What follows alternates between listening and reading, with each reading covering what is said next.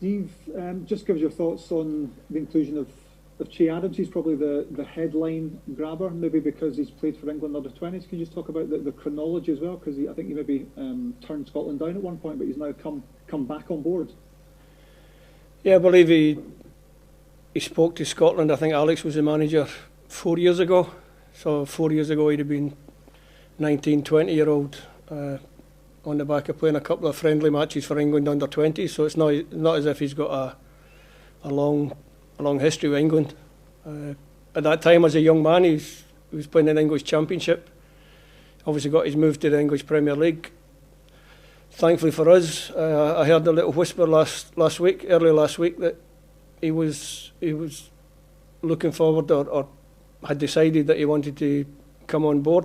I had a good chat with him a couple of times last week, and things moved very quickly thanks to Frank Riley and the admin staff at the Scottish FA. The paperwork's been done, and I named Shea in the squad. It's an area of the team that we have to try and improve. Did you get the impression from him, in fact, did he tell you that he's desperate to play for Scotland, he really wants to play for Scotland? What convinced you in your own mind that it was the right time? It's the right time, first of all, because he showed an inclination to play for Scotland. So that makes a big difference. And then after that, it's a matter of having a conversation with Shea, which I did. We spoke about the future. We didn't speak just about the near future. We spoke about the far future. For me, Shea at 24 years of age can go on and have a long and hopefully distinguished Scottish career. And that's one thing, if I take from my own playing days, I only managed to get 6 caps. I didn't really have an international career. And I think if you're a top player, you want to have an international career. And I think Shea can have that with Scotland. Kevin Nisbet being brought in as well reinforces your striking options. I know that goals have been harder to come by than you'd like, and that's a big move for him, because it's just over a year since he was playing for Dunfermline in the Championship. Yes, it is, but I think he's shown this year in the Scottish Premier League that he's got an eye for a goal. He can score at that level. He's been good. I like his movement. I like the way he gets free in the box.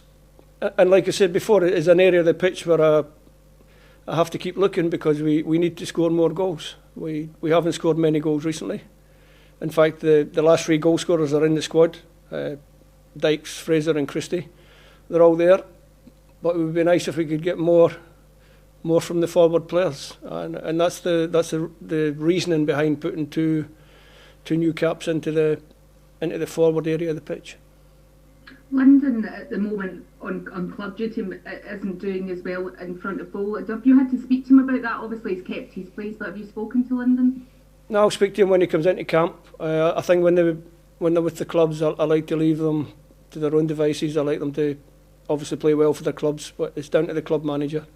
Lyndon's goal scoring return is 2 and 7, I think, for Scotland, which is a really good international goal scoring return. And hopefully coming back with us, he gets that little boost and he manages to nick a few goals in the upcoming 3 games. In terms of players that have maybe missed out this time, David Turnbull has obviously been playing for Celtic, and there was maybe a few suggestions that he might have earned himself a call-up. Yeah, good player, David, and done well this year to break into the Celtic team. Looks a good prospect for us. Unfortunately for David, he's trying to get into what is probably the strongest area of the pitch. I mean, I mentioned Ryan Christie, you've got Ryan Fraser, Stuart Armstrong, John McGinn, all as attacking midfield players, and it's an area of the pitch that we're strong in. But I'm sure if David keeps up his current form, his chance won't be too far away. Steve, how much of a coup or a boost do you think it is getting some of the quality of Che Adams in your squad? Well, only time will tell, but I think at the moment it's something that the player himself is excited to be coming to play for Scotland, and hopefully the lads in the squad will realise that Shea can bring something a little bit different. What is that different, do you think, he gives and the others maybe don't have, or that might complement each other? No, well, at the moment he's an English Premier League striker in good goal scoring form. Plays for a good club, he plays a good way. I like his movement on the pitch. He's a strong boy. He's not tall, but he's good in the air. He can run the channels. He's got a lot to his game that I think will certainly make the squad better, and hopefully will make the team better as well. And that's what you've always got to try and do. You know, I think obviously the euphoria of qualifying for the Euros in the summer sort of died down a little bit, and now we have to address some areas on the pitch that are a little bit of a concern that we need to try and improve. And with the inclusion of Shea and Kevin Nisbet, that's what I've tried to do up front. Sure. Just looking at the defence, Steve, Liam Cooper, is there an injury there, and are you still planning to play McTominay in the back three? 2 questions in one. Love it. Yeah. Liam's unavailable. His club haven't put out the problem, but I've spoken to Liam. He's unavailable, which is a shame. And I'm planning to play with Scott. Obviously, I've added 2 new central defenders to the current group, and Grant Hanley and Jack Henry. I'm looking for a right-sided centre back that can give us a little bit of pace and cover on the right-hand side. That doesn't mean to say that I don't play Scott McTominay there, because he's been outstanding in that position. But watching him play for Manchester United in the Premier League, he's also been outstanding in that position. So he's given me a great problem, Scott, and it's one that I look forward to solving. You've obviously got 3 very good goalkeepers there, Steve. Were you tempted to make a call to Alan, given his form this season at Rangers? No, I think the goalkeeping department's been good for me. I trust my 3 goalkeepers implicitly, and I like the dynamic in that group. So that's fine. Listen, Alan McGregor's been outstanding for Rangers this year, and he probably is bearing the fruit of his decision to retire a few years ago from international football, because it's prolonged his club career. And they've had a fantastic season and another Premier League title for Alan to put in his trophy cabinet. Steve, just finally for me, if I can switch to the Euros. I mean, how much of I'm just trying to get the possibility of fans or not fans, or even games taking place at Hampden. I mean, it will be quite a bad one if we don't get to play the games at Hampden, eh? It would be a blow. But obviously we have to be guided by the pandemic first and foremost is going to determine everything. Now, there seems to be a little bit more hope around with the vaccinations. We seem to be getting on top of it that way. I'm pleased to say that I got my first vaccination last week, so I'm in that process. No side effects, everything good. And it's going to be great if we can get a crowd into Hampden. It's going to be great if we can have those matches in Scotland in the summer. But it's really out of my hands. It's not something that I can control. It's not something that anybody can do anything about. I'd like to think that there will be enough time for the Scottish Government to convince UEFA that there will be a crowd. There will be a crowd of sorts at Hampden. Whether it's a full house, I don't think so. But whether we can meet the required amount to make it. Listen, the stadiums are empty at the moment, so any crowd that we get in Hampden will be a big step forward. The more we can get, the better. And hopefully, like I said before, the Scottish Government can confirm that to UEFA, and we can get the games on at Hampden, because that's what we want. Especially given we've waited so long to play in a major championships, and then one is at our backyard. No, I think we all want the tournament to go ahead in its original format, and I think that applies for every country that's got games. They all want the games to be played in the original format, and if we can get that in the summer, that would be great. Steve, just going back to your defence, Grant Hanley and Jack Henry included. Can you give us the thought process behind bringing those 2 back into the fold?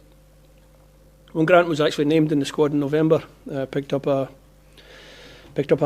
hamstring strain and didn't travel with us.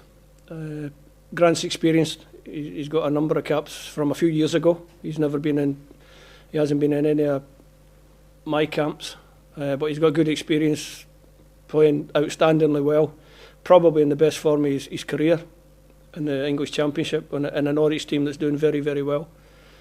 I think he's played something like 29, 30 consecutive games, which is, I would imagine, the longest run that he's had in his career, a consecutive game. So he's in a good shape. Jack Henry's a player that I liked when he was at Dundee. I saw him up close.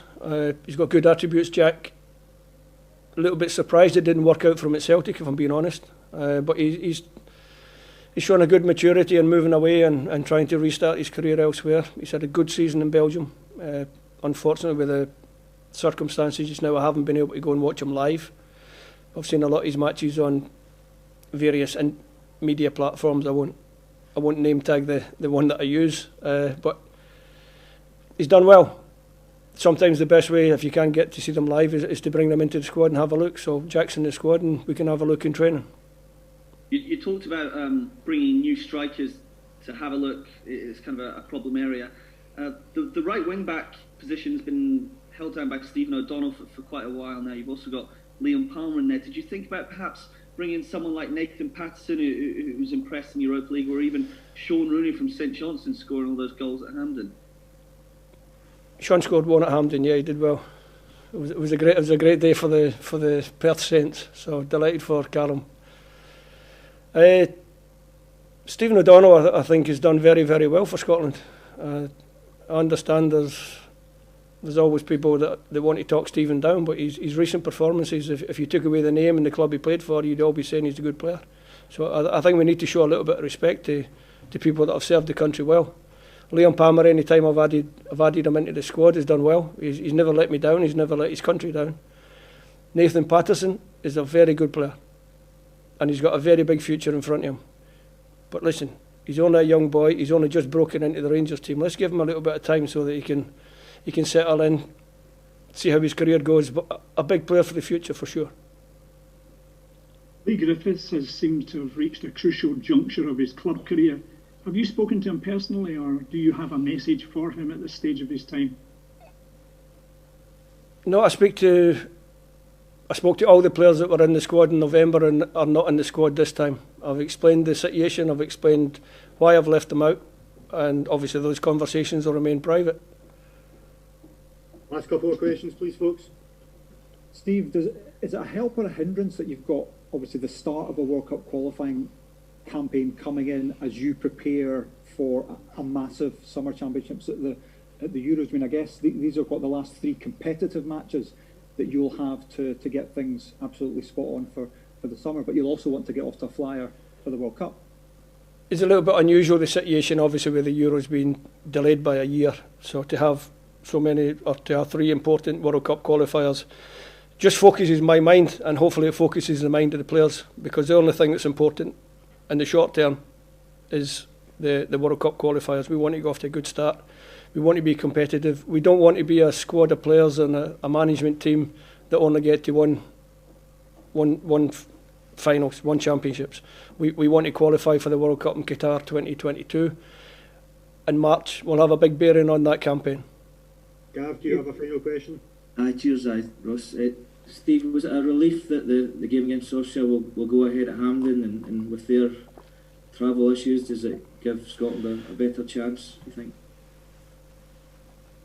I think the thing to say on that is 100% sympathy with the Austrians and the situation they find themselves in. And to be fair to ourselves, I believe in discussions with UEFA and Austria, we offered to flip the fixtures, which was quite a fair offer, because it would have meant that we were starting Austria away, Israel away would have been a tough start.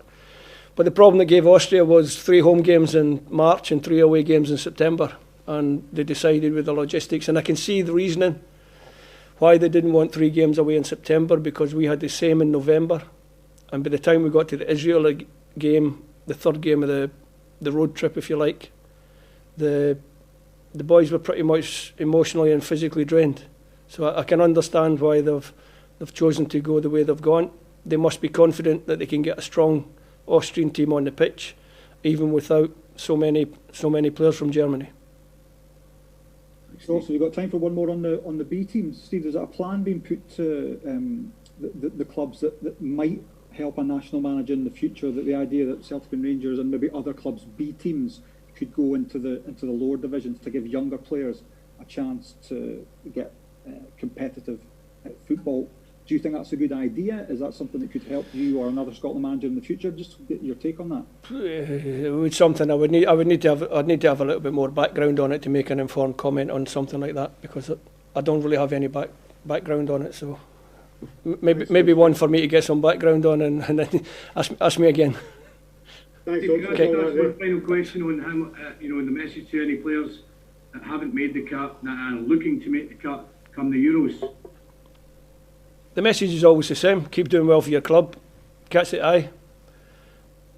And the Euros is a different competition. It's 3 games in March. The boys that are named in the squad for the March games will obviously have a chance to impress in training and matches if selected. And everyone else has to do well for the club. Like I said, I've spoken to all the players who were in the November squad. They know my thoughts. They know why they've been they know why they've not been selected this time. But it doesn't mean to say that they can't be selected in the future, because the makeup of a squad for a major tournament will probably be slightly different than the makeup of this squad, which is for a 3-game run over a period of 10 days.